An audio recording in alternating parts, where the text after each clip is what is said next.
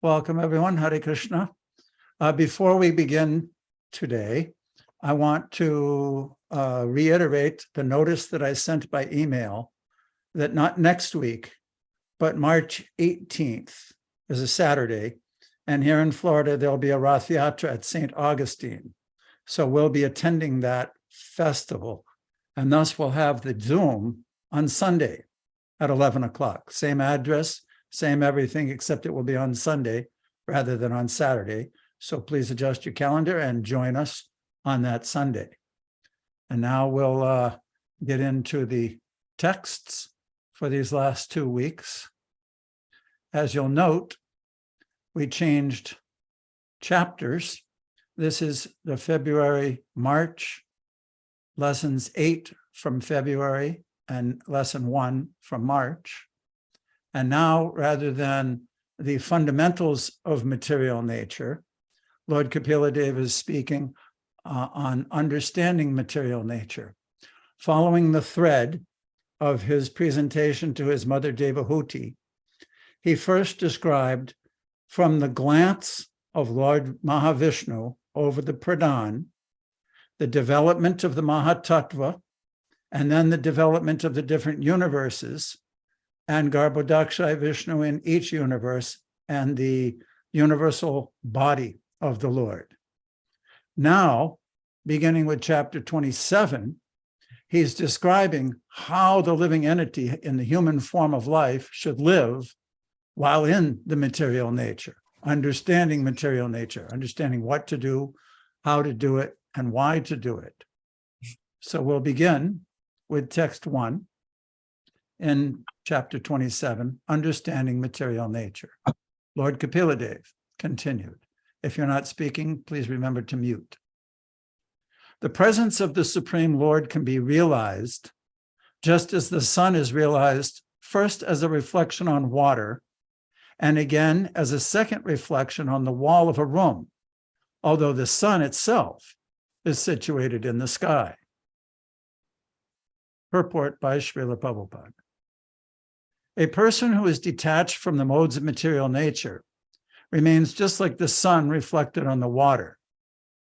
When the sun is reflected on water, the movement of the water, or the coolness or unsteadiness of the water, cannot affect the sun.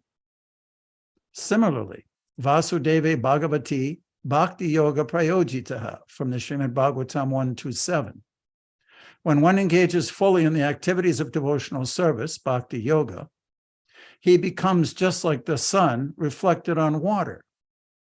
Although a devotee appears to be in the material world, actually he is in the transcendental world. As the reflection of the sun appears to be on the water, but is many millions of miles away from the water, so one engaged in the bhakti yoga process is nirguna, or unaffected by the qualities of material nature. Avikara means without change. It is confirmed in Bhagavad Gita that each and every living entity is a part and parcel of the Supreme Lord, and thus his eternal position is to cooperate or to dovetail his energy with the Supreme Lord. That is his unchanging position. As soon as he employs his energy and activities for sense gratification, this change of position is called vikara, which means there is a change. Avikara means without change. Vikara means with change. So we in the material world, we're with change. We've changed our situation as eternal servants of the Lord to tiny attempts to lord it over material nature. But when the Lord or his pure devotees come to this world, it's described in this verse that they're just like the sun. It appears that the sun is on the water in the reflection, but actually it's not. It's millions of miles away in the sky. So in the same way, it appears like the living entity, the pure devotee, or the Lord when he comes, are being influenced by the world and acting within it, but actually they're transcendental to it. So Samapriya, you want to go with the next verses that we'll be reading? Hare Krishna, everyone. This is a fascinating section of the Bhagavatam. where Lord Kapila Dev is talking about detachment from material nature, a complete detachment, and thus understanding our true identity. So it's very important. It might seem technical, but it's extremely important and enlivening, actually. Also, I'd like to welcome Ayush Narula. Hare Krishna, Prabhu, nice to see you. We welcome to this Sangha. And we'll ask Manvantarji, would you like to read first? Text 2. When the soul is under the spell of material nature and false ego, identifying his body as the self, he becomes absorbed in material activities. And by the influence of false ego, he thinks that he is the proprietor of everything. Purport. In Bhagavad Gita, it is said, Parikte Kriyamani. One acts according to the particular modes of nature he has acquired. Guna refers to the qualities of nature. He is under the qualities of nature, but he falsely thinks that he is the proprietor. This false sense of a proprietorship can be avoided simply by engaging oneself in devotional service under the direction of the Supreme Lord or his bona fide representative. Arjuna in Bhagavad Gita was trying to accept for himself the responsibility for killing his grandfather and teacher in the fight. But he became freed from that proprietorship of action when he acted under the direction of Krishna. He fought, but he was actually freed from the reactions of fighting. Although in the beginning, when he was nonviolent, unwilling to fight, the entire responsibility was upon him. That is the difference between liberation and conditioning. So what's the difference? What is the difference, Manvantara? How does this affect us, the proprietorship? Arjuna is a very good example. He was seemingly attached to the bodily concept, and when he engaged fully in bhakti yoga, surrendering to Krishna and aligning all his activities to Krishna's desires, then he became freed from the reactions of the material engagement because he was acting in Krishna's service. Right. The proprietor is actually Krishna, right? That's what it is. If we understand Krishna's the proprietor, then we're perfectly situated and we know how to act and what to do. Thank you so much, Mamatarji. Okay, so remember, everyone, mute yourself if you're not speaking. And the next person to read would be Nanda. Nanda, will you please read? Yeah, thank you. Srimad Bhagavatam, 3rd Canto, Chapter 27, text number 3. The conditioned soul, therefore, transmigrates into different species of life, higher and lower, because of his association with the modes of material nature. Unless he is relieved of material activities, he has to accept this position because of his faulty work. Srila Prabhupada's purport. One may take birth in a very high family, or he may take his birth in the higher planets among the demigods for his so-called pious activities in the material world. Srila Prabhupada doesn't let us get away with anything, so he has to say so-called pious activities. Sorry. But this work is also faulty because it does not give liberation. To take birth in a nice place or a high family does not mean that one avoids undergoing the material tribulations, pangs of birth, death, old age, and disease. A conditioned soul under the spell of material nature cannot understand that any action he performs for sense gratification is faulty, and that only his activities in devotional service to the Lord can give him release from the reactions of faulty activities. Because he does not cease such faulty activities, he has to change into different bodies, some high and some low. This is called sansara padavim, which means that this material world from which there is no release, One who desires material liberation has to turn his activities to devotional service. There is no alternative. Unmute, Sama. Unmute, Sama. I'm sorry. Thank you, Nandaji. Please explain to us what you so nicely read. I especially want to hear about this. There's no alternative. There's no alternative. There's no alternative. There's no alternative. Because one might think, I'm going to just be a good person. I'm going to be nonviolent. I'm going to be nice to people. I'm going to be help little old ladies across the street. I'm going to be nice. And therefore, I'm going to work my way out of here. But nice activities, whether it's those mentioned or other ones, sacrifices, giving in charity, whatever, they have a reaction. They have a good reaction. And Srila Prabhupada points out very nicely and very often that good reaction or bad reaction are all the same in the sense that they entangle one in another body, whether it's in a high position or a low position. Prabhupada in the purport, he said, if you get born in a high position in a well-to-do family or in the heavenly planets, it doesn't mean you're free from birth, death, old age, and disease. You just get it in a different shape. Instead of a square box, you have a round box, but it's the same box that keeps you stuck in the material world. So there's no alternative because Krishna set up the rules. It's like previous Manvatara said, it's Krishna. Krishna's the controller. He's in charge. It's his show that we're in. He's the controller. He's the proprietor. We just think it's my life and I can do what I want. But unless I'm connected, Prabhupada gives an example of the hand connected to the body. Unless it's connected to the body, it's not going to get real satisfaction, no matter how many rascals it squeezes or whatever. Thank you, Nandaji. Yeah, thank you. So this is a point that's going to be really, really stressed throughout these purports and these texts. Thank you so much.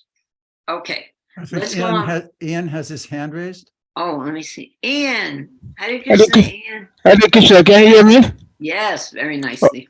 Okay, just a quick comment on why pious activities is not enough. There's this king in Krishna Leela who was so much, gave so much charity to the Brahmanas and mistakenly gave a cow to one and it went to the herd of another and they couldn't settle to get it and he was cursed and he became a lizard. And he went to Yamaraj. He said, look here, I cannot see the extent to your pious activities. Now, he had so much pious credits, but then he became a lizard. So, yeah, King Liga, remember the story, King Liga in Krishna Lila? So, pious activities is not enough. I see. Yeah. Right. Yeah, And we get actually exempt from both pious and impious by engaging in devotional service. Now, this doesn't mean that we commit all kinds of sins and crimes. That's something also we have to adhere to the rules and regulations of Bhakti Yoga. But the potency is so great. We can go back to Godhead, and we can assume our eternal relationship with Krishna. A nice practice that I was doing throughout the while reading these texts and purports, I was actually meditating that I'm not this body, and it was very wonderful actually, because when you realize you're not the body, you get rid of a whole lot of stuff that bothers us anyway. Nice example, though, Ian. Thank you. Hare Krishna. Very good. Thank you. Hare Krishna. Okay, Tisha, would you like to read? Hare Krishna, everyone. Okay, verse 4. Actually, a living entity is transcendental to material existence, but because of his mentality of lording it over material nature, his material existential condition does not cease. And just as in a dream, he is affected by all sorts of disadvantages. Purport by Srila Prabhupada. The example of a dream is very appropriate. Due to different mental conditions, in dreams, we are put into advantageous or disadvantageous positions. Similarly, the spirit soul has nothing to do with this material nature, but because of his mentality of lording it over, he is put into the position of conditional existence. Conditional existence is described here as Dhyayato vishayan asya. Vishaya means an object of enjoyment. As long as one continues to think that he can enjoy material advantages, he is in conditioned life. But as soon as he comes to his senses, he develops the knowledge that he is not the enjoyer, for the only enjoyer is the Supreme Personality of Godhead. One should try to raise the consciousness of the conditioned soul to the platform of understanding that Krishna is his actual friend. If one makes friendship with Krishna, one will never be cheated, and he will get all help needed. Arousing this consciousness of the conditioned soul is the greatest service, not posing oneself as a great friend of another living entity. The power of friendship is limited. Although one claims to be a friend, he cannot be a friend unlimitedly. There are an unlimited number of living entities, and our resources are limited. Therefore, we cannot be of any real benefit to the people in general. The best service to the people in general is to awaken them to Krishna consciousness so that they may know that the supreme enjoyer, the supreme proprietor, and the supreme friend is Krishna. Then this illusory dream of lording it over material nature will vanish. Thank you. Do you know that verse? Okay, we'll leave it open for just this, and then I have another question for you. Who knows the verse that is being referred to here? About the best welfare for people in general. Yeah, the best friend, the proprietor, Oh, and that the one. supreme enjoyer. Vajra. Dhanwad everybody. Bhaktaram Jagatapasam Okay, Sridham Sarvabhutanam Gyatpramam Santam. thank you. How do you want to say it in English? No? Oops. You don't? Who wants to say it in English? English what it says here, Bhaktaram. I am the Bhakta, I'm the Bhakta, I am the enjoyer of all what you do. Sarvalokamaya, I'm the proprietor of everything, right? So I'm Supreme. within your heart, and this is the only peace formula. If you want to do peace, then accept these three things. Right, if we want Ah. peace, we understand that Krishna is the dearmost friend, the supreme controller of everything, and he's arranging the situation that you find yourself in. So you have to talk to him about it. Best we just understand that he's the enjoyer who wants to see how we can work it out. So, Raja, I want to ask Tisha what she can tell us about this verse, but finish what your statement is. Another sloka here applied for it. Dhyayata Vishya Pusha Sangaste Sudhyayate Sangatse Sanjayate Kama Kama Pradhyayate. Because he is Dhyayata Vishya Nasya, he is mentioned here, right? Meditating on the Vishya object of the senses, contemplating. Right. Right? So that sloka can also apply here, I think. Good. Everything is relevant. Yeah, the Bhagavad Gita. Very good. Thank you for that. Tisha, what do you, thank you. I really mean it. Bhajaji. Tisha, what do you think this says about Krishna being the enjoyer as opposed to us being the enjoyer and the dearmost friend? Well, I guess I was thinking that you can't, the part about you can be friends with people, but you can't really help someone through, like, especially for me, all of this drama and trauma with Wade. The only real comfort I got, is talking to you and to other devotees to just remind me I'm not in charge. Krishna is the proprietor. You can't fix my problem. I can't fix this problem. I only can just serve Krishna and try to not be the proprietor, Right. Understand conditioning.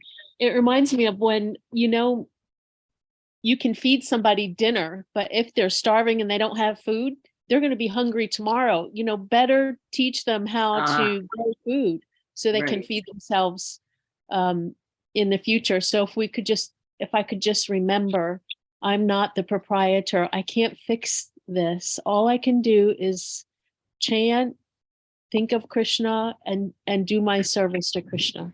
That's it. Wonderful. Oh my goodness. Very good. Also that we aren't these bodies. We're here for a while to improve our Krishna consciousness. That also is a really good thing to help you. But that was beautiful, Tisha. Thank you. Pati, unmute.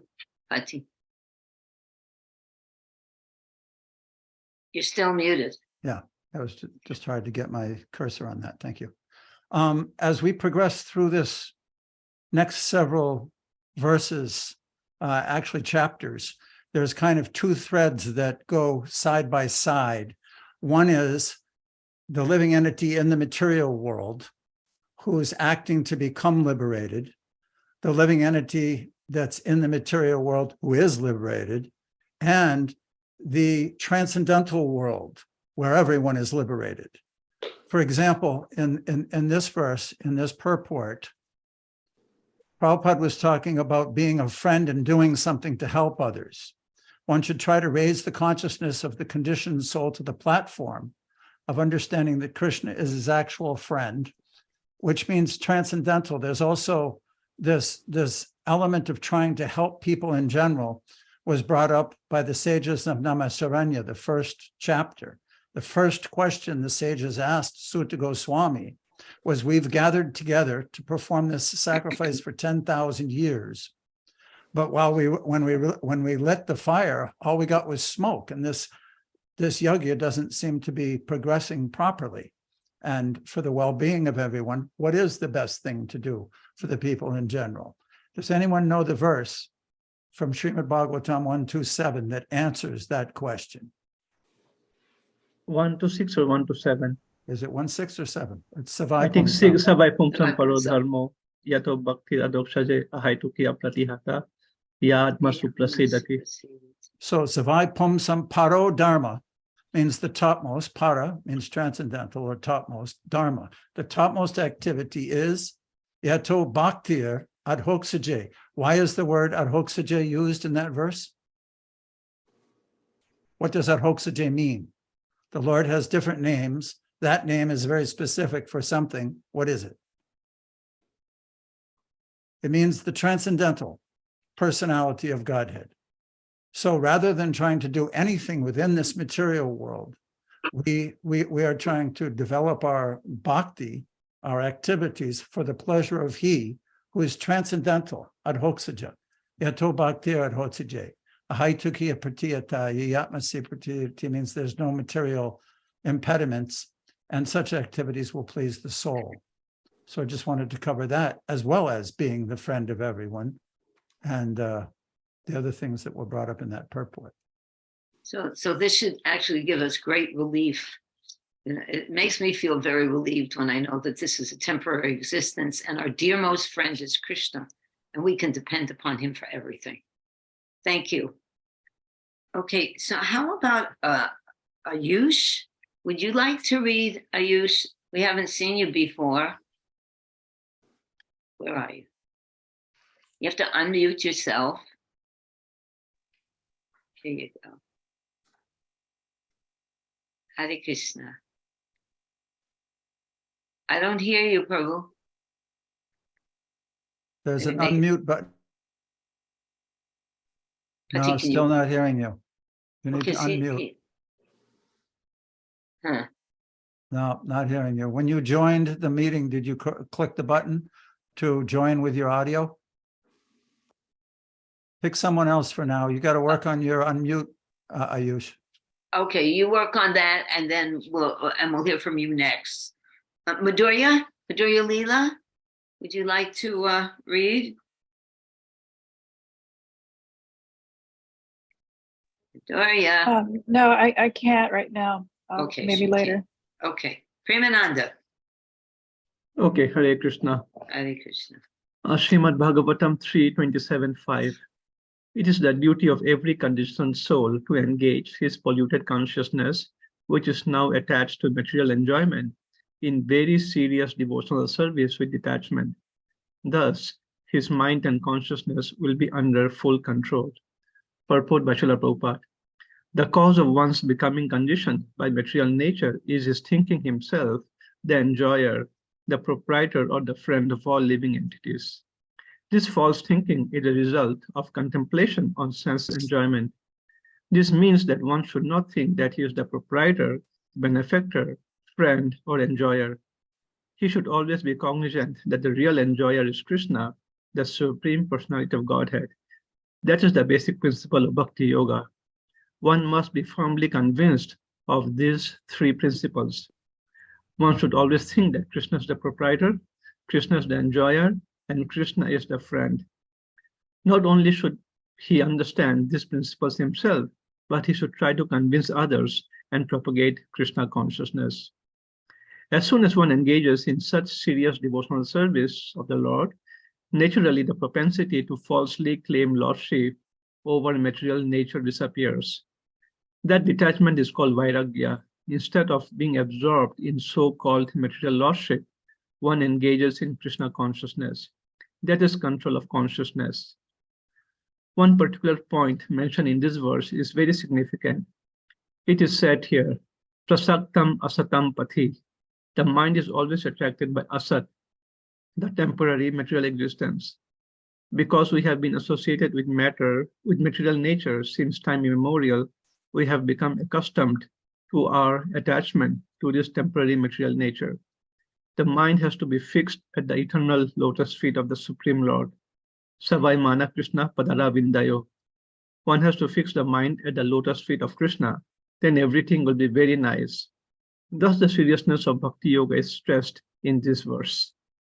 Wow. So this is a great purport and a lot of things to talk about. So what is it? What Prabhupada says?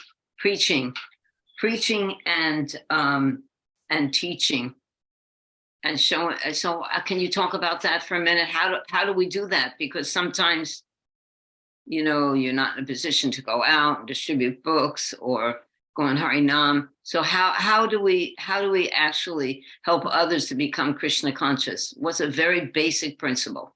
Well, Mahaprabhu said, right, Jare deho tare koho Krishna upadesh, whoever you meet, whoever you see, just talk about Krishna. But as you say, some people may not be receptive. So I think the best thing is to serve them prasadam or invite them to come to temple for kirtan, because I've seen lots of people who get very attracted to kirtan. Right. So these are some of the simple steps, and gradually their consciousness will get purified and they will become attracted to Krishna. Right. No, that's good, and that's true. But I was specifically thinking that to the extent that one actually is Krishna conscious and deals with everyone he meets as a devotee within himself, that affects people as well. Aside from telling everybody, if you really believe this, and if this is the ultimate goal of your life, then you'll be very convincing. People will actually ask you, why are you so happy?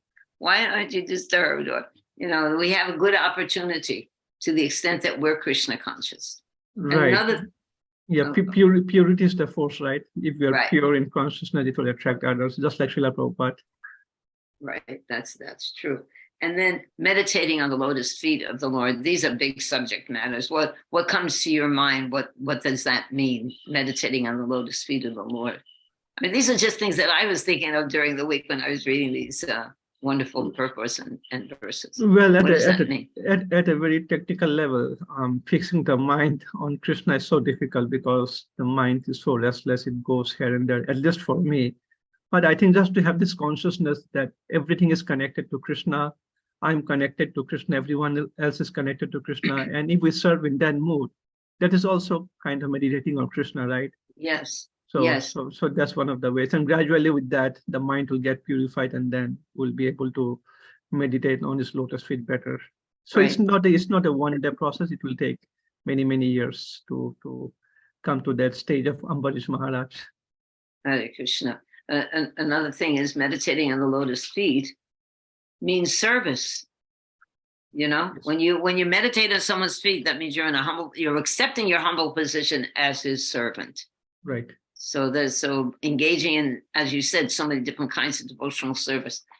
That's actually meditating on the Lord's lotus feet. Thank you, Prabhu. Thank you so much. well, let me just ask, Ayush, are you ready? Did you fix your computer? Can you unmute yourself? Let's see, he might be having some.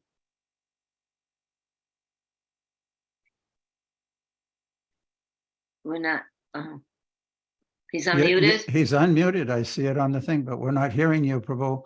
Somehow or another, your audio microphone or something is not registering with this. We're not hearing you. All right, well, it's the first time, so there's bound to be some things that we have to fix before we can communicate. So anyway, just keep working, and I will keep asking if you've solved the problem. Otherwise, please hear these things, which are very wonderful and important. Okay, let's have Ian. Would you like to read the slide? Okay, Hare Krishna. Hare Okay, Krishna. okay. So, text 6.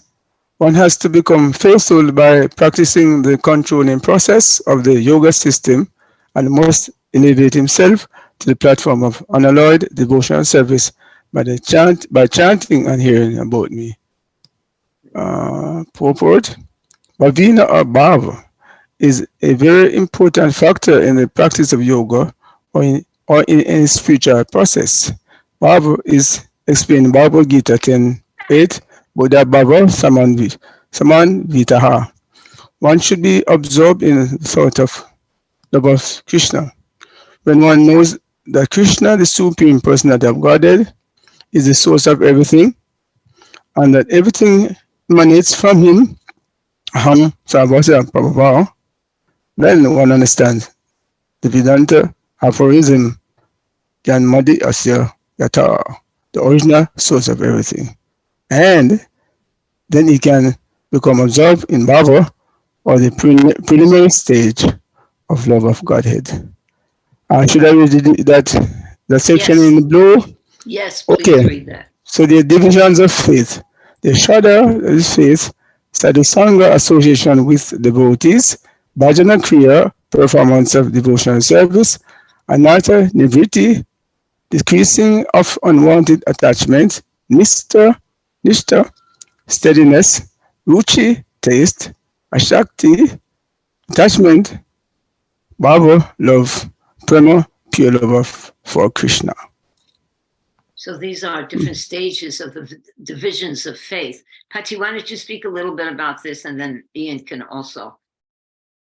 Yeah, he's pointing here that should elevate himself to the platform of unalloyed devotional service. Unalloyed, just like an alloy. Like if you get gold, it's 24 karat gold is pure gold, but it's very soft. And generally they alloy it with different things, like 14 karat means there's an alloy of 10% because it's 24% down, or 10 carats down to 14. So it's alloyed with different things. This is compared in Chaitanya Charitamrita to the cooking of sugarcane juice.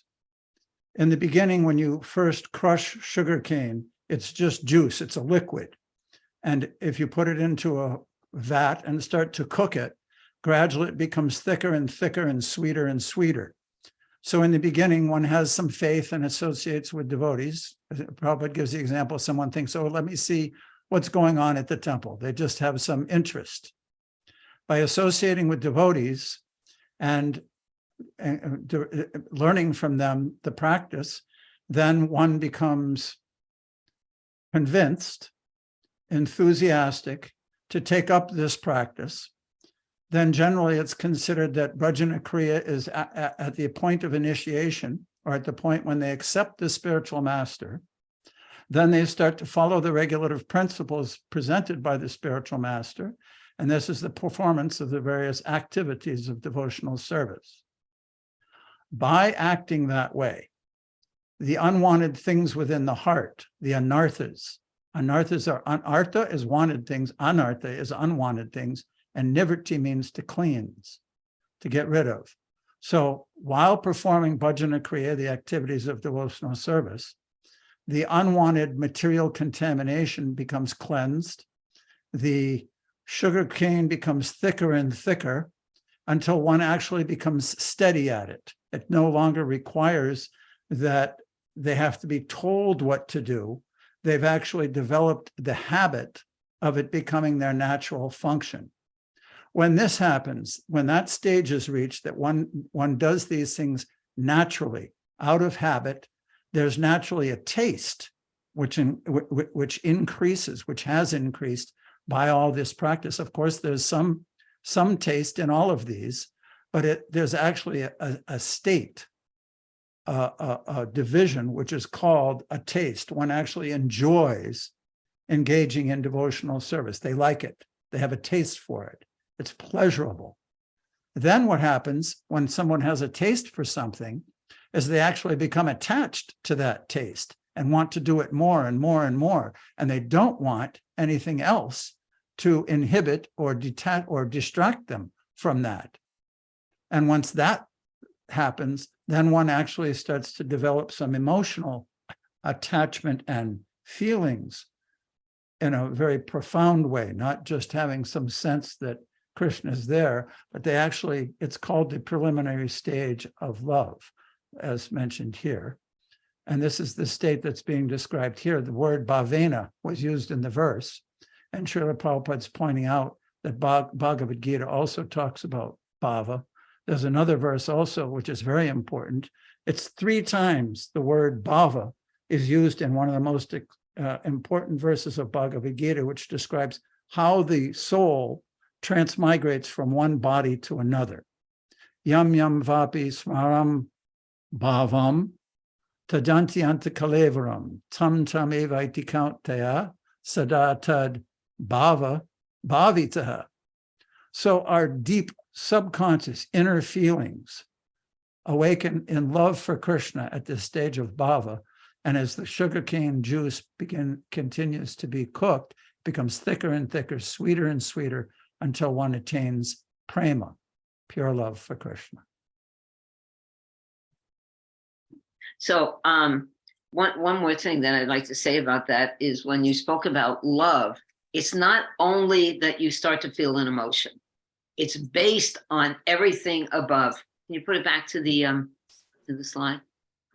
It's based on all of these other things, because there's so many people who feel emotion and mistake it for love. But this love for Krishna is on a completely spiritual platform where there is an arta nivritti. There's no more attachment for this world, and one becomes steady, and then he develops the taste and attachment, and then love, which also comes with many emotions, but it's on a foundation of pure knowledge, actually. So you can't separate the two.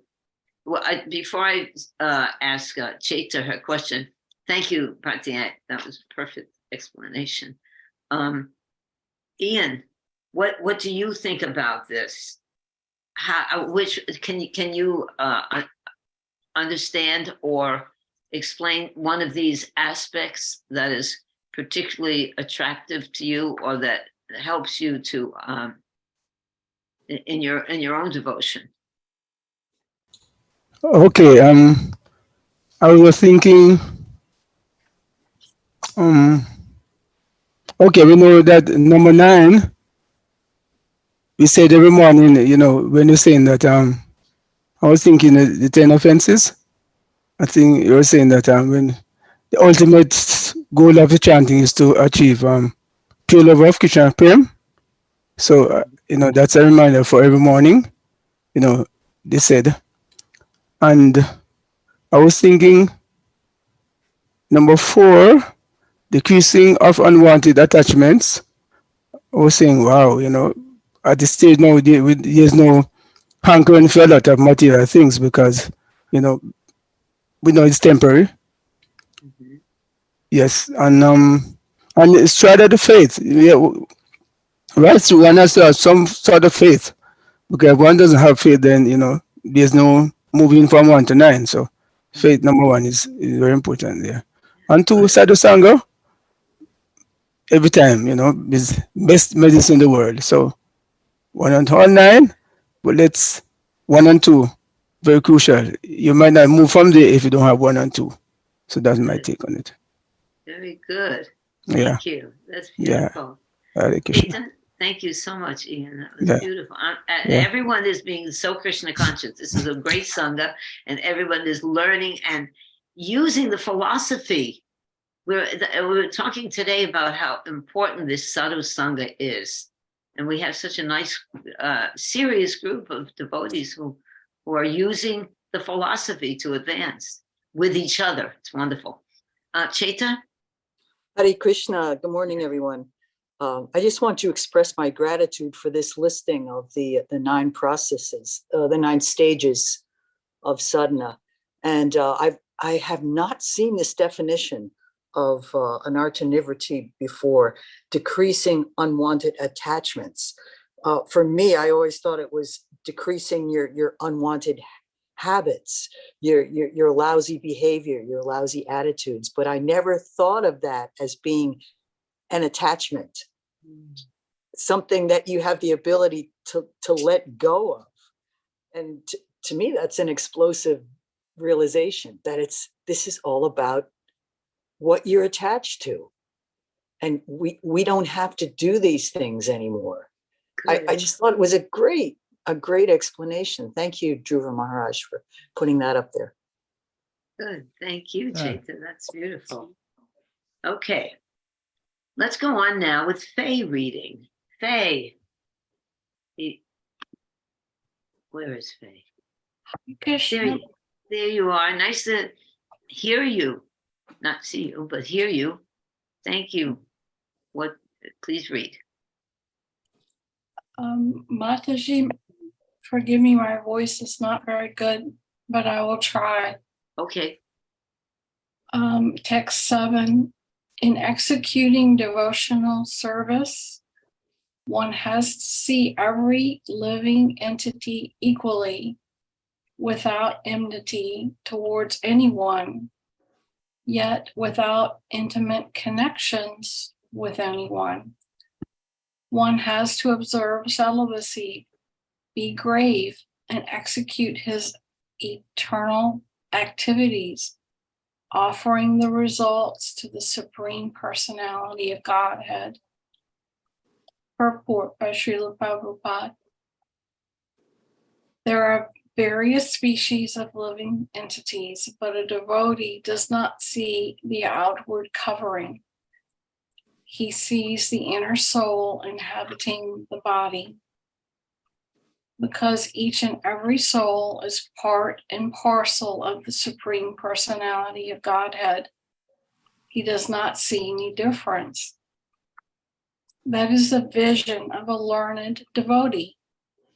As explained in Bhagavad Gita, a devotee or learned sage does not see any difference between a learned brahmana, a dog, an elephant, or a cow, because he knows that the body is the outer covering only, and that the soul is actually part and parcel of the Supreme Lord. Mauna means silence. Silence does not mean that one should not speak at all, but that he should not speak nonsense. He should be very enthusiastic in speaking about Krishna. Another important item described here is dharmana, or being exclusively occupied in one's eternal occupation, which is to act as the eternal servitor of the Lord, or to act in Krishna consciousness. The next word, Balasya, means to offering the results of all activities to the Supreme Personality of Godhead. A devotee does not act on his personal account for sense gratification. Whatever he earns, whatever he eats, whatever he does, he offers for the satisfaction of the Supreme Personality of Godhead.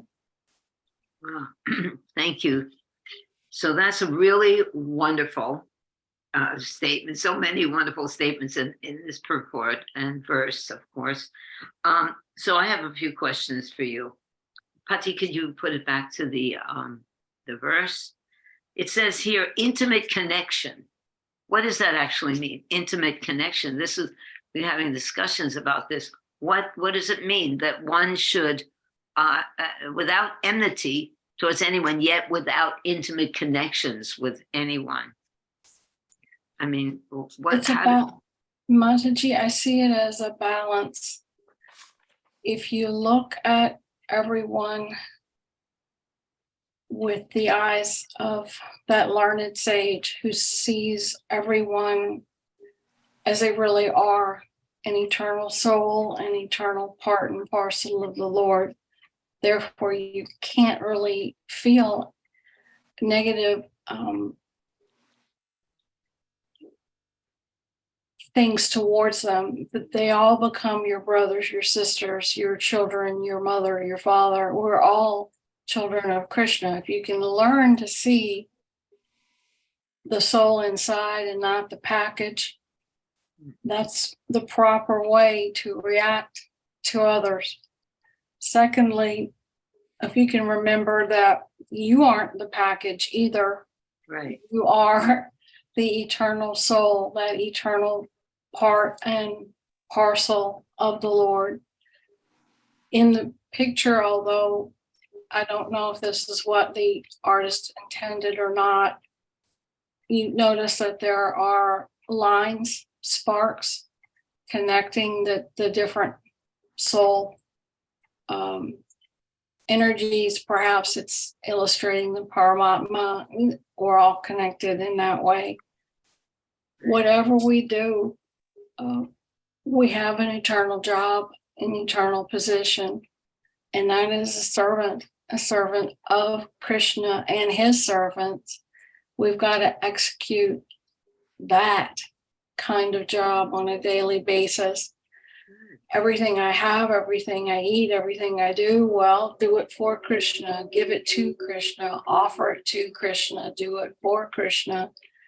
That servanthood of understanding links us all back together again.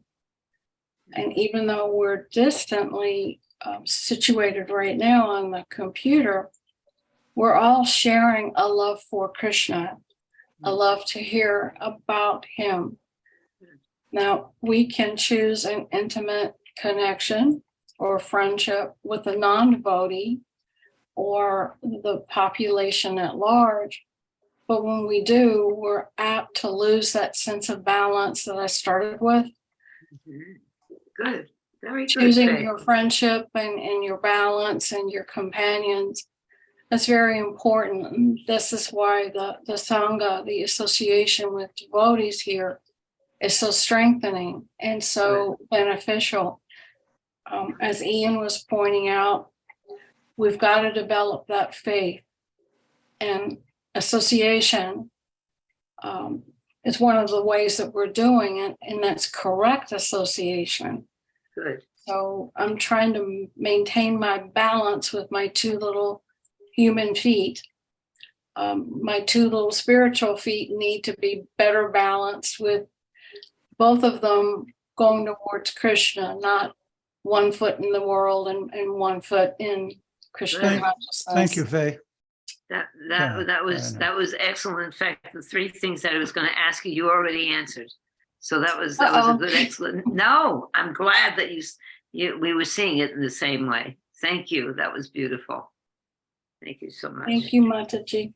Okay, so Shyam Govinda, you're not reading, and Badraji, would you like to read this?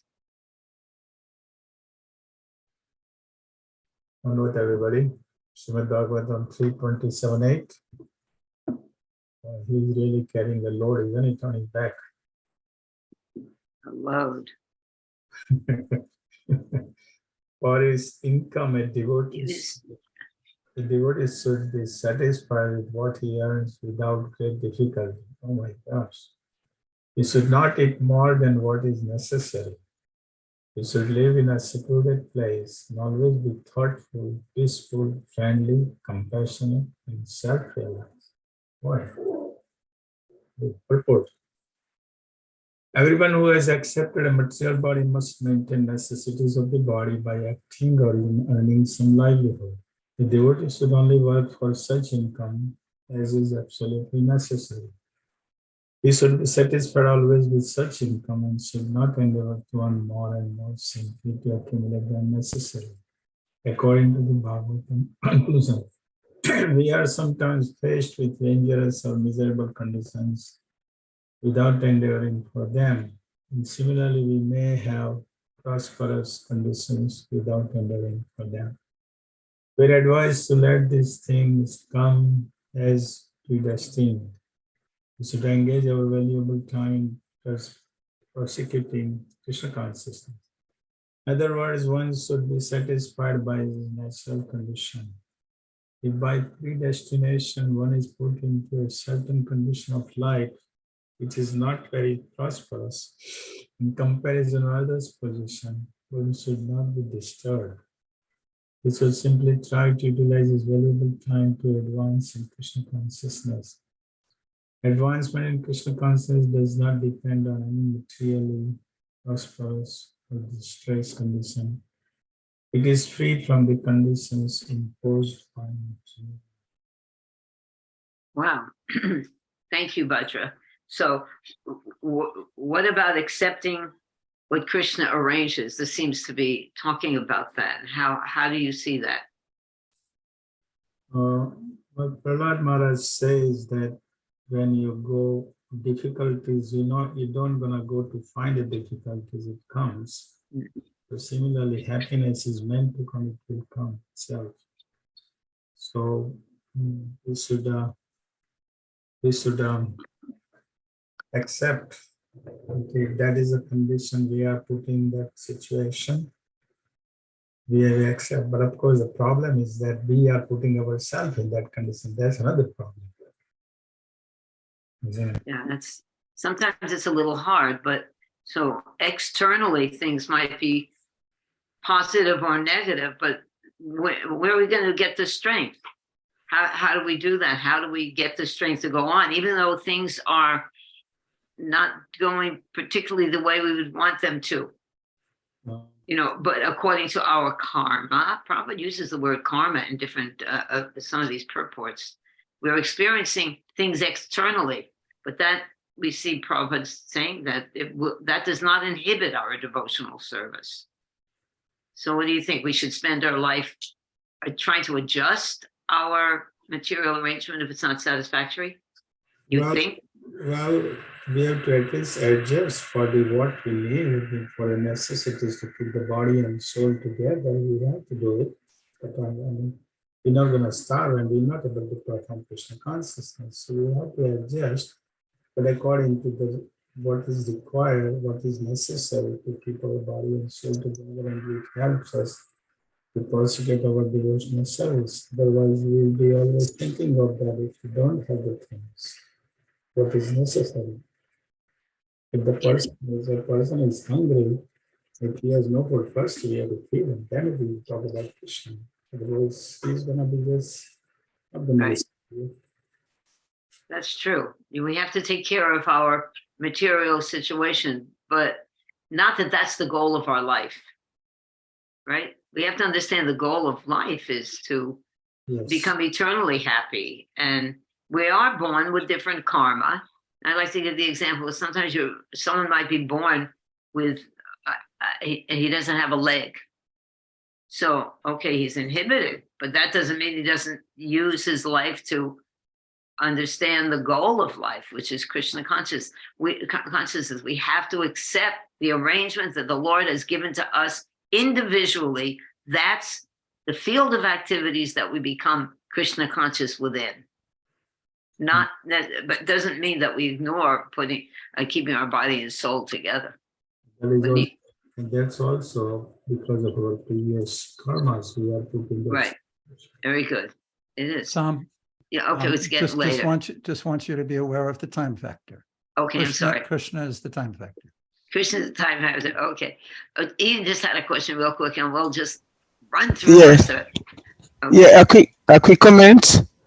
It just said somewhere that when distress comes, you should say to yourself, I'm getting less than what I deserve. And when happy times comes, you say, well, I'm getting more than I deserve. So that should be something solace. So distressful times, okay, I'm getting less than what I deserve. And happy times, I'm getting more than I deserve. And also the Goswamis, that they just look for enough for a day. They didn't save anything for another day.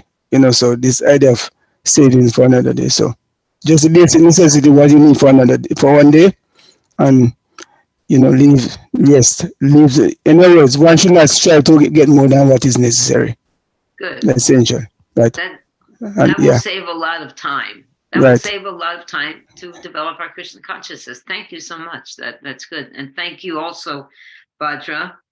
So, Kate, would you like to continue the purport? Yes, so this is the purport continuation from text 8. Another word here is mitabuk. This means that one should eat only as much as necessary to maintain the body and soul together. One should not be gluttonous to satisfy the tongue. Grains, fruits, milk, and similar foods are allotted for human consumption. One should not be excessively eager to satisfy the tongue and eat that which is not meant for humanity. Particularly, a devotee should eat only prasada, or food which is offered to the personality of Godhead.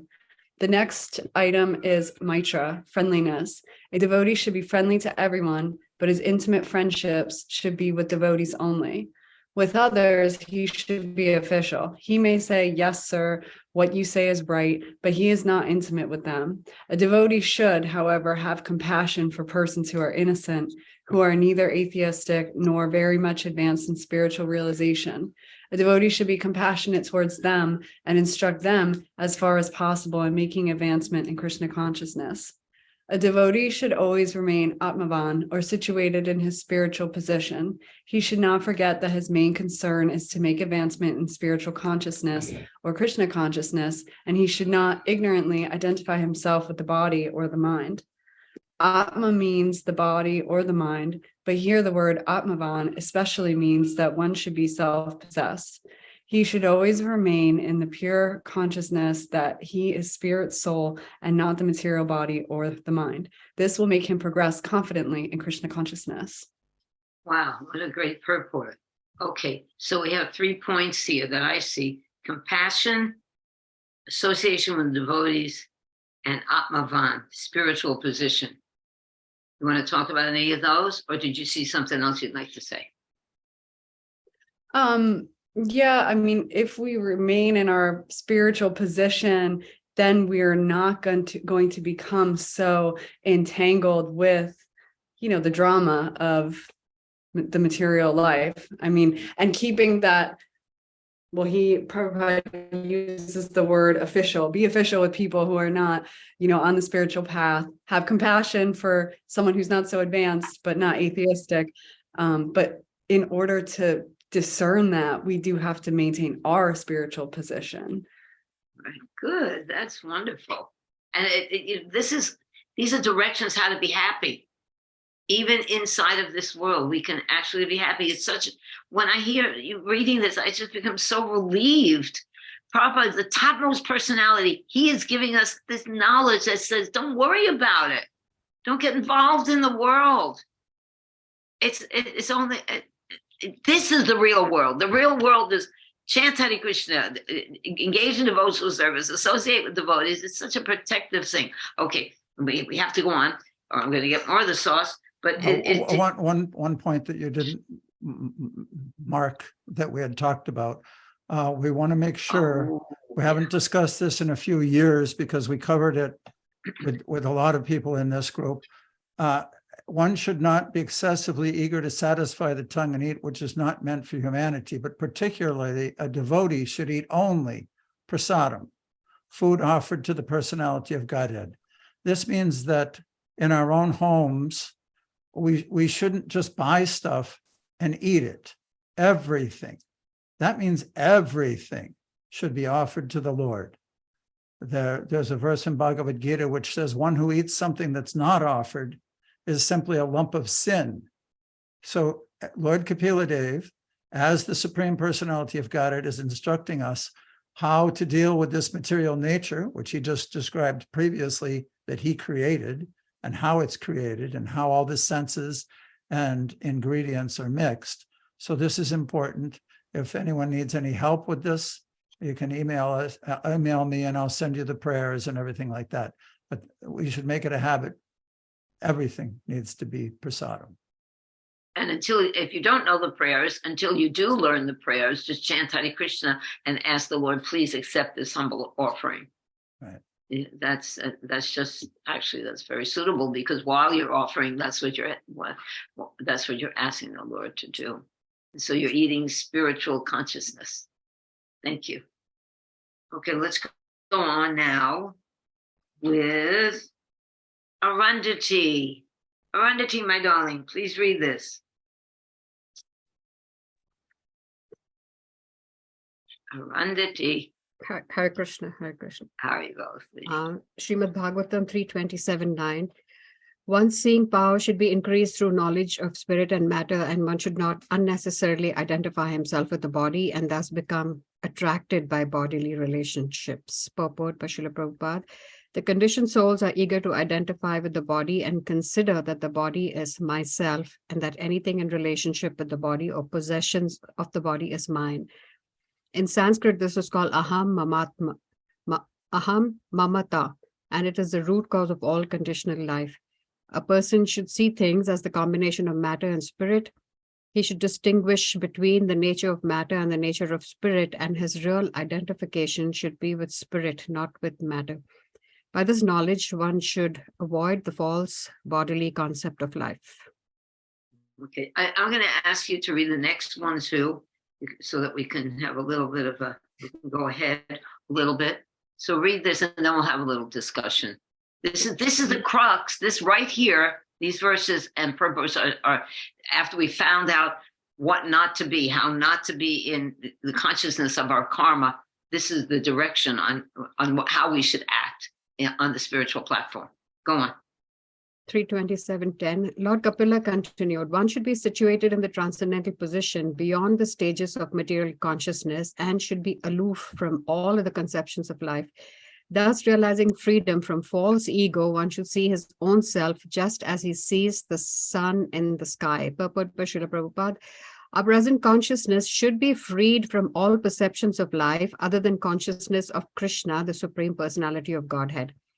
This is Duri Bhutanya Darshana, which means that when one attains perfect Krishna consciousness, he does not see anything but Krishna.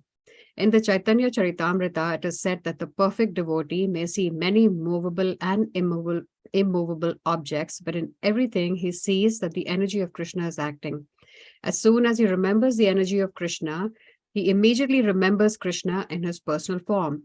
Therefore, in all his observations, he sees Krishna only. In the Brahma Samhita 5:38, it is stated that when one's eyes are smeared with love of Krishna, Premanjana Charita, he always sees Krishna outside and inside. This is confirmed here. One should be freed from all other vision, and in that way he is freed from the false egoistic identification and sees himself as the eternal servitor of the Lord. Chakshu Shevarkam. Chakshu Shevarkam. As we can see the sun without a doubt, one who is fully developed in Krishna consciousness sees Krishna and his energy. By this vision, one becomes Atmadrik or self-realized. When the false ego of identifying the body with the self is removed, actual vision of life is perceivable. The senses, therefore, also become purified. Real service of the Lord begins when the senses are purified. One does not have to stop the activities of the senses, but the false ego of identifying with the body has to be removed. Then the senses automatically become purified, and with purified senses, one can actually discharge devotional service. Oh boy, okay. That is okay. That if you just read this for the rest of your life, you're fine, right? Those two verses. So what about this identifying with spirit? Pat, you want to put on the text before real quick? spirit and matter. So this is my personal experience. This is really hard because you go to work and then you come back and then you have kids and whatever. Your first thing is identifying with the body. And then, you learn you have a conditional body and a constitutional body and all that stuff. All that is great. But when it comes to reality and, you're running to do things and, feed your kids and stuff like that, it becomes tough. But like Krishna says in chapter 3, it comes with practice and detachment. And I keep this verse actually by my desk because when my kids were growing up, we would always have things about, you don't have to be the best basketball player. All you need to do is practice. And then I see this fantastic word in the Bhagavad Gita, and I needed to stick that. I think it's in chapter 3 when Arjuna asks, no, I think it's chapter 6. Arjuna says, how do I control this flickering mind? The mind is so chanchala. And Krishna says, by practice and detachment. And that's my mantra. I try and keep using that. So good for you. On that. That's beautiful. Practice and detachment. We're practicing to be detached. Seeing everything as Krishna's energy, seeing it, and Prabhupada calls it and false ego. What is false ego? What is actual false ego? When we identify ourselves with, I am this woman, I am the mother of my children, I am raising them, I am doing all this great stuff. Okay, so that's false. So you said when the reality is what we think is reality is not reality, right? So that's false. And we hear this in the scriptures that this bodily concept it's false. It's false ego, means that's not who we are. We should get a lot of strength from that. Yeah. And thank you so much, Arundhati. That was beautiful. Okay, I think Chaita, please read this for us. Hare Krishna. So this is text 11. A liberated soul realizes the absolute personality of Godhead, who is transcendental and who is manifest as a reflection, even in the false ego. Wow. He is the support of the material cause, and he enters into everything. He is absolute, one without a second, and he is the eyes of the illusory energy. Oof. Purport. A pure devotee can see the presence of the Supreme Personality of Godhead in everything materially manifested. He is present there only as a reflection. But a pure devotee can realize that in the darkness of material illusion, the only light is the Supreme Lord, who is its support. Phew. Wow. It is confirmed in Bhagavad Gita that the background of the material manifestation is Lord Krishna. And as confirmed in the Brahma Samhita, Krishna is the cause of all causes. In the Brahma Samhita, it is stated that the Supreme Lord, by his partial or plenary expansion, is present not only within this universe and each and every universe, but in every atom, although he is one without a second. The word advayam, without a second, which is used in this verse, indicates that although the Supreme Personality of Godhead is represented in everything, including the atoms, he is not divided. His presence in everything is explained in the next verse. Okay, I want you to read that verse too. But before we get there, what do you think the essence of this is? The essence is that we shouldn't say this is Krishna and this is not. This isn't.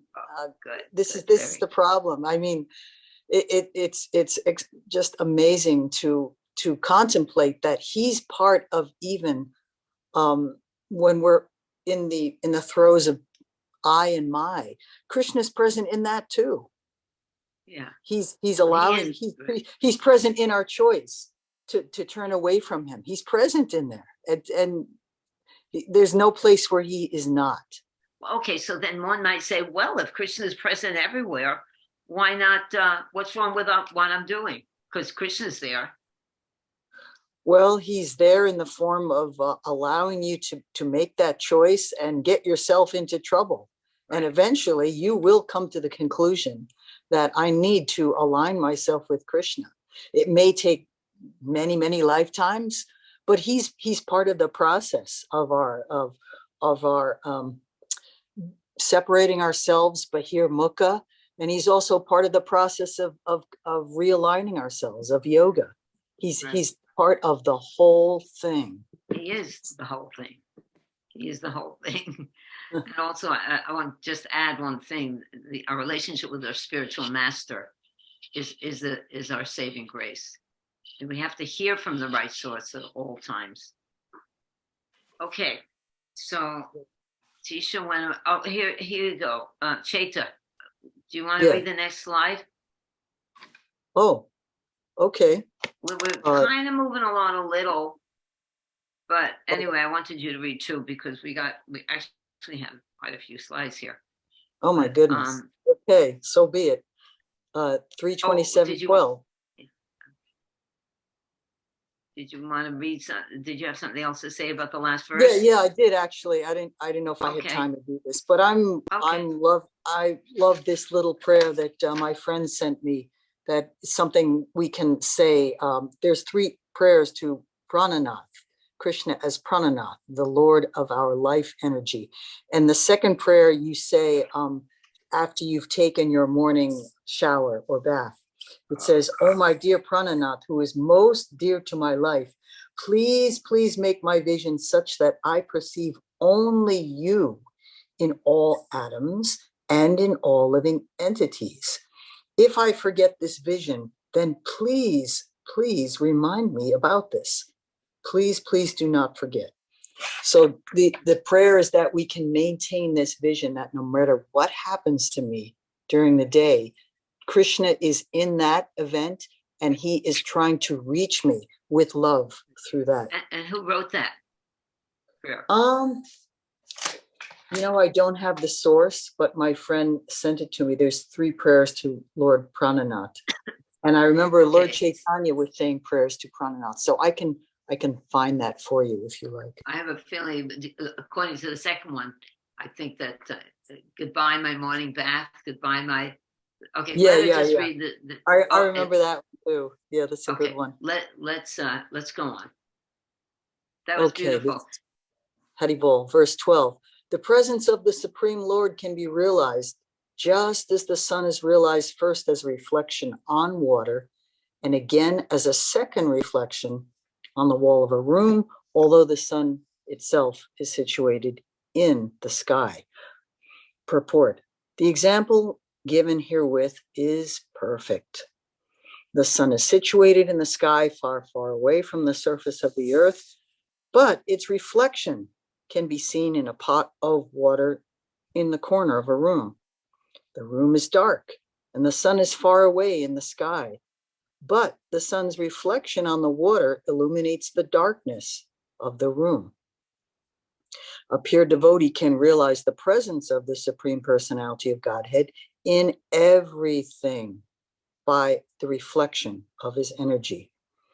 In the Vishnu Purana, it is stated that as the presence of fire is understood by heat and light, so the Supreme Personality of Godhead, although one without a second, is perceived everywhere by the diffusion of his different energies. It is confirmed in the Ishopanishad that the presence of the Lord is perceived everywhere by the liberated soul, just as the sunshine and the reflection can be perceived everywhere, although the sun is situated far away from the surface of the globe. To me, I'd like to hear your realizations about how everything that we read about the creation thus far integrates into this purport.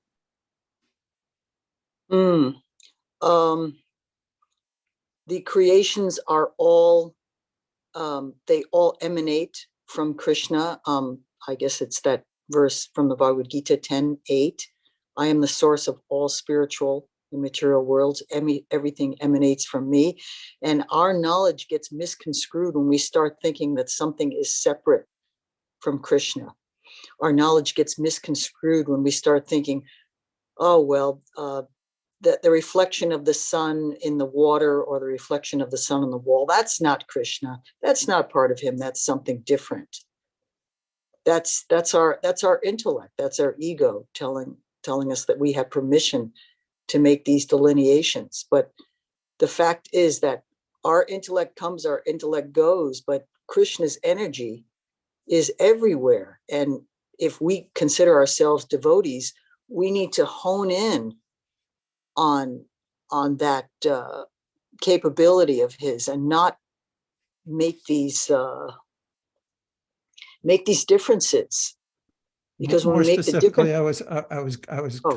hoping to get into how Lord Kapila Dev and Maitreya both very scientifically explained how the Lord glances and how that glance infuses the entire and pervades the entire energy. And then it breaks down into its different situations and elements and what we see before us. So that Bahunam, what is it? Yanavam Vasudeva Sarvamiti, understanding like that it's all, everything, even the atoms are Krishna. He's everywhere. Yeah. Kind of connecting it with that was what I was looking for. I certainly appreciate what you Well, were saying, but this particular purport talking about the reflection of the water means that it's not separate because it wouldn't exist without the sun. It doesn't have a life of its own. It all has an orient.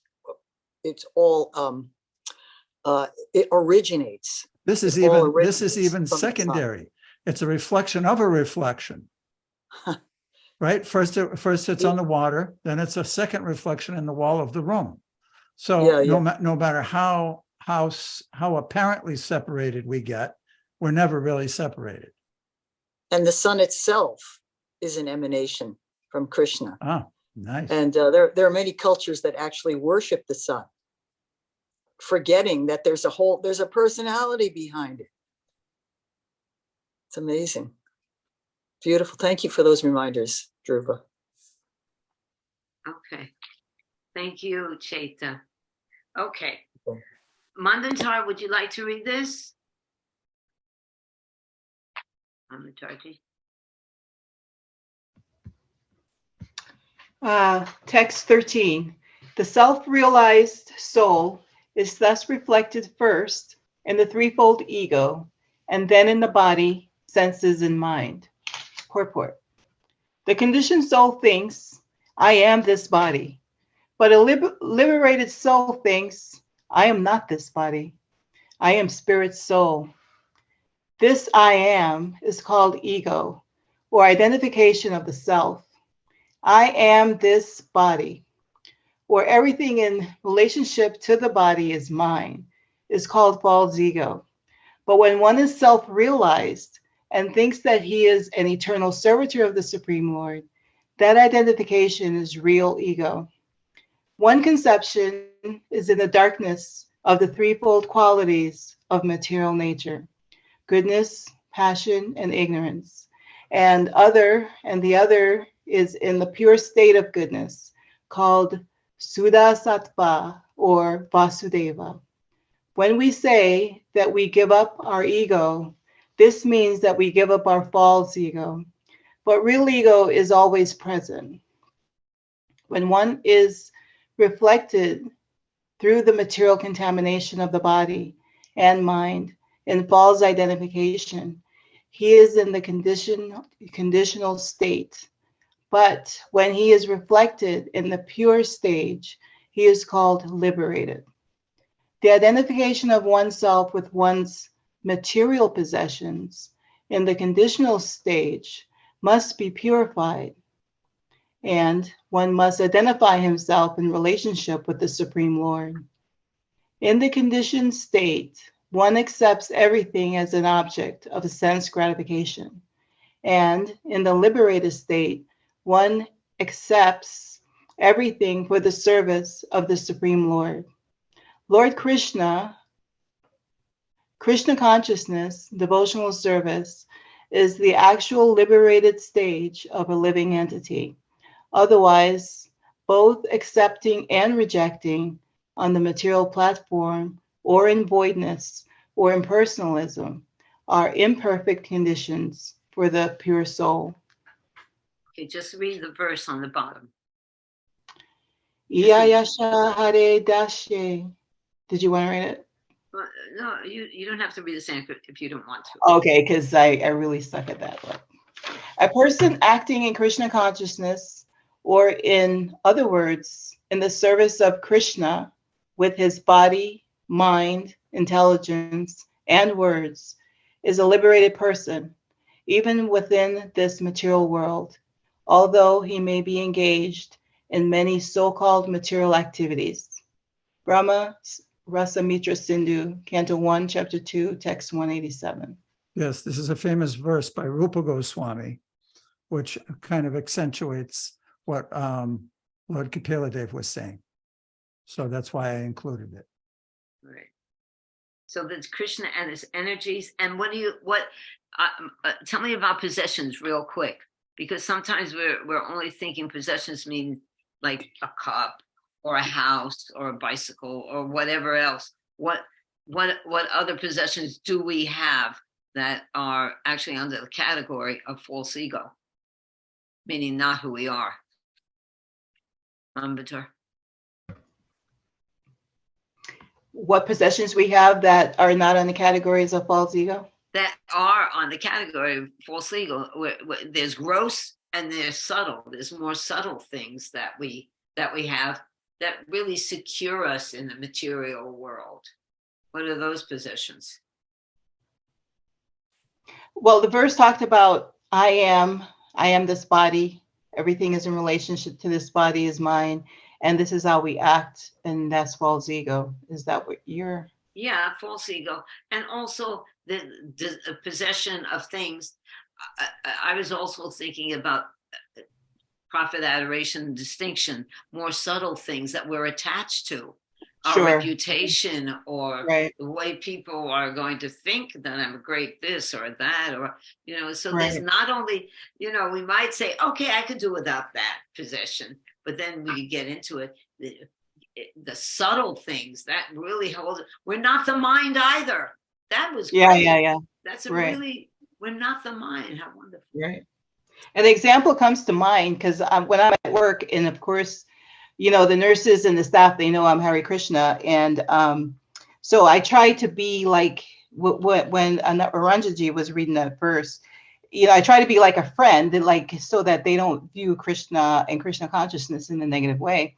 But as I was reading through these things, it just came to mind about being a friend. It's just like such a false ego of me to think I can be their friend and I can be, the best Krishna conscious persons that they will meet. You know what I mean? So it was just like, oh, wow. Yeah. You really just have to just tell them about Krishna, because I can't be their best friend, nor do they accept me as their best friend. You know what I mean? So it was, identifying myself with that false ego of thinking I can be this. You are being their friend in a way by giving them Krishna. By giving them Krishna, right. I mean, it's not impersonalism.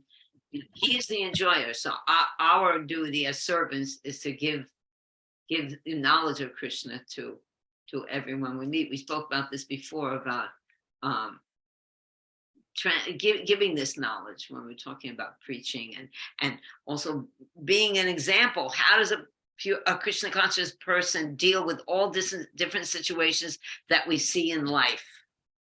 So when you're in the hospital and everybody's agitated and you're cool, or you see it in a Krishna conscious way, so they see, oh, that's a devotee. That's how a devotee acts. Okay, thank you. 3 more slides, Sama. Okay, we're almost finished.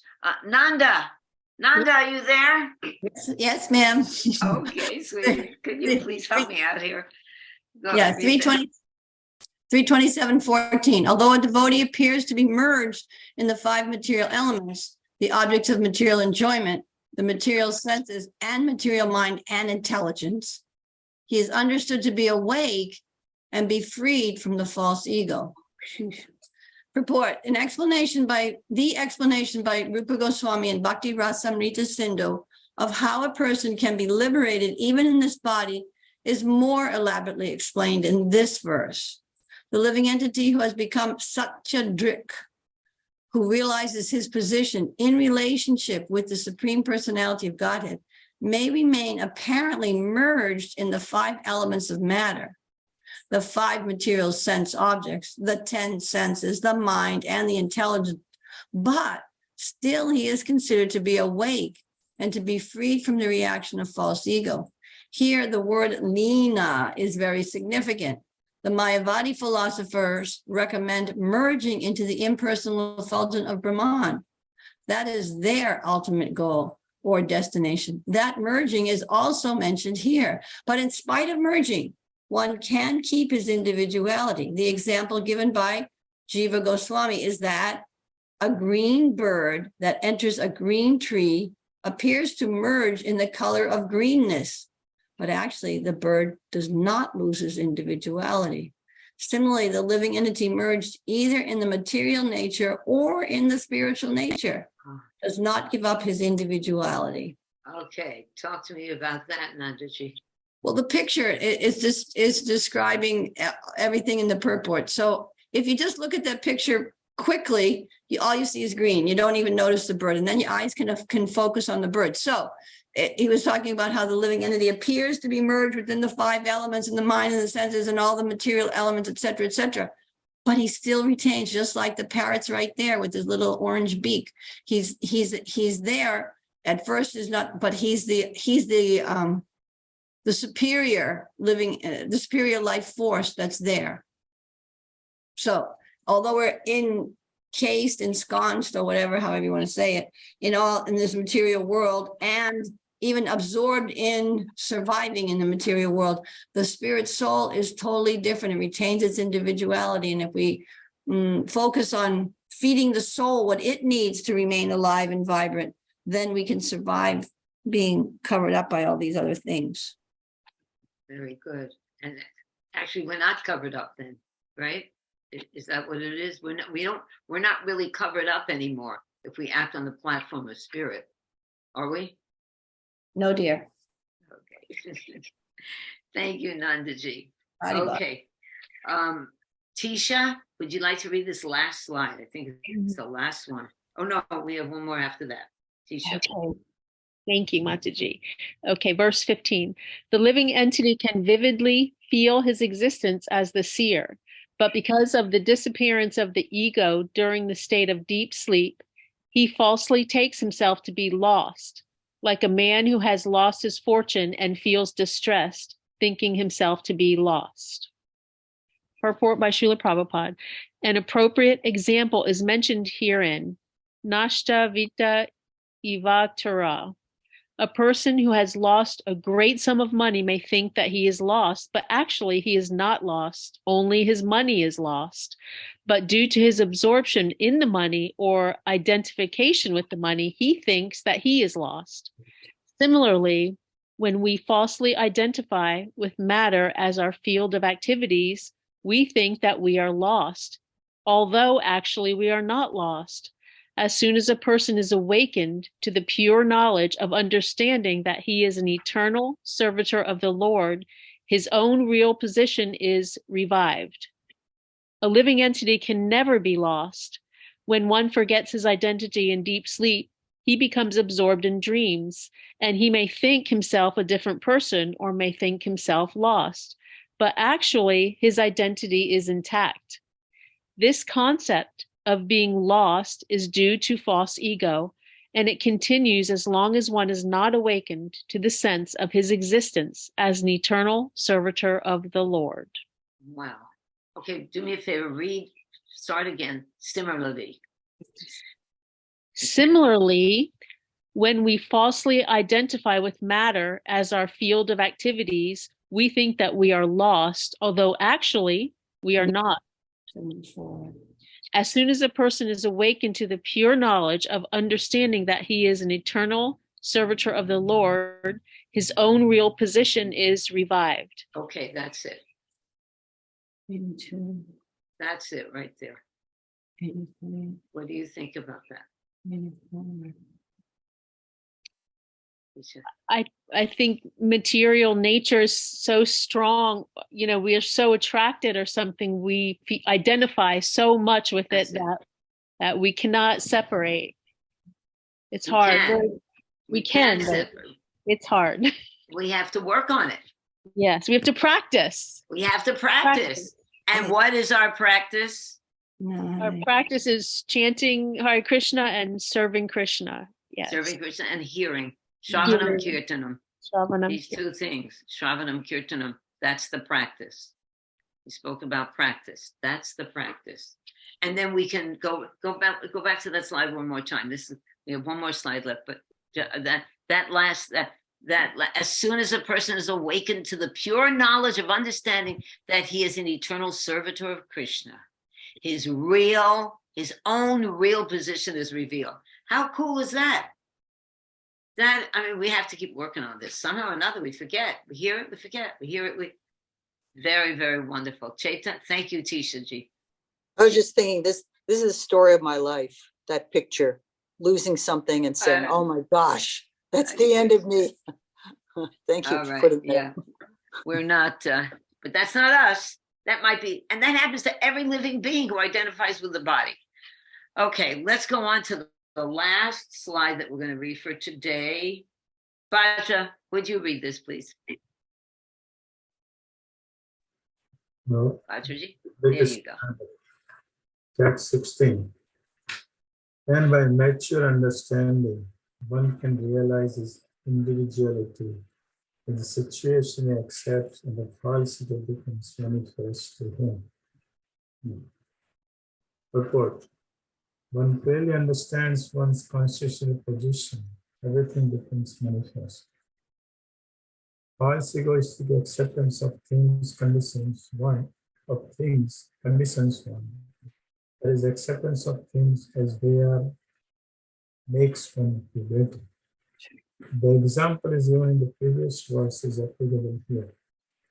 Due to absorption of one's identity in money, when the money is lost, he thinks that he is also lost. But actually, he is not identical with the money, nor does the money belong to him. When the actual situation is revealed, we understand that the money does not belong to any individual person or living entity, nor is it produced by man. Ultimately, money is the property of the Supreme Lord. There is no question of its being lost. But as long as one falsely thinks I am the enjoyer or I am the Lord, this concept of life continues and one remains conditioned. As soon as this false ego is eliminated, one is liberated. It's confirmed in the Bhagavatam. Situation in one's real conscious position is all liberation. Wow. So there it is again. There it is again.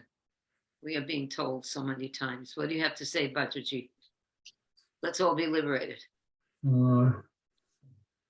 And this body and everything around is mine, and I'm attached to it. And this attachment is when we lose that anchoring and the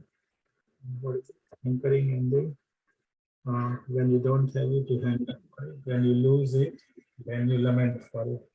And this is what living in this keep doing all around my life, right?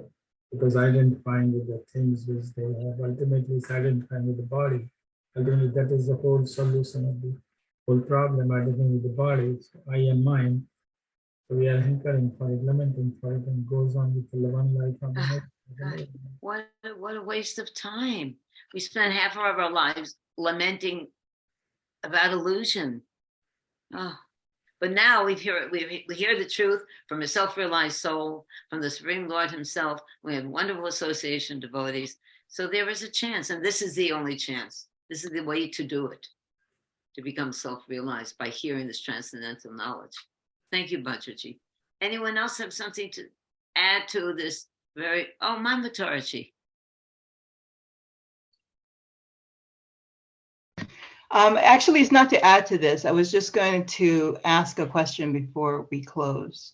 Okay, Is this a good time? sure.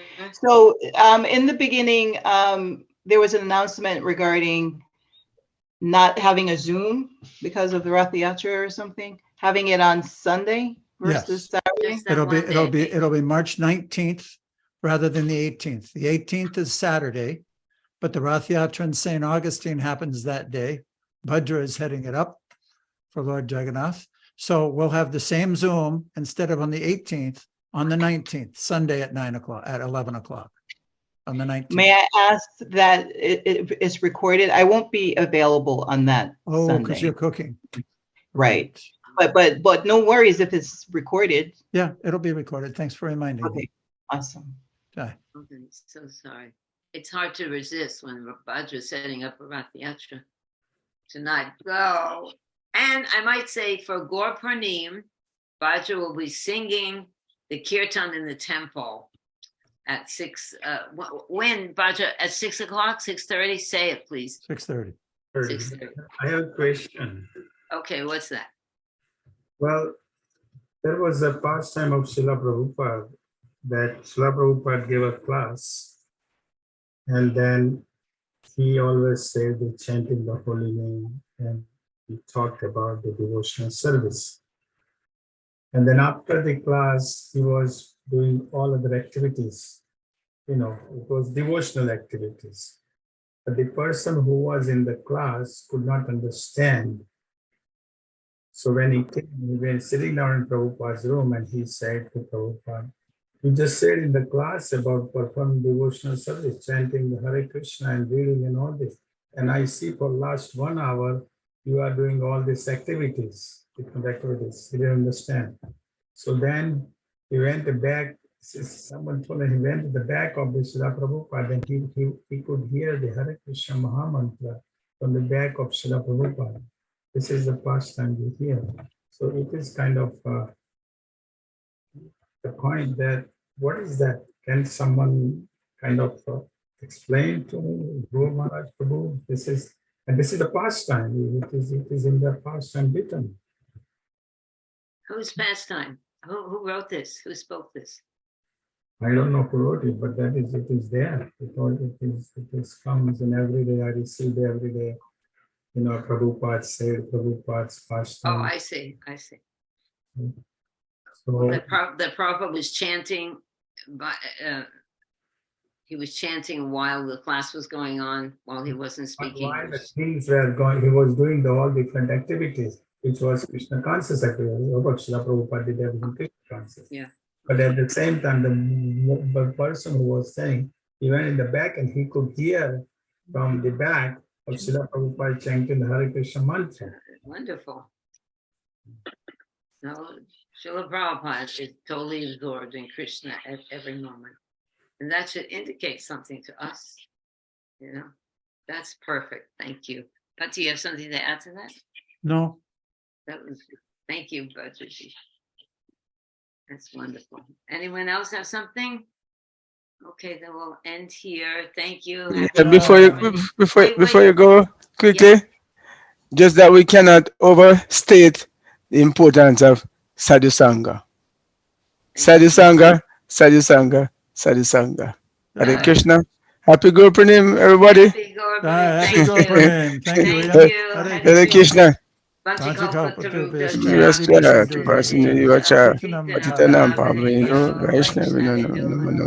Thank you all so much for participating. Hare Krishna.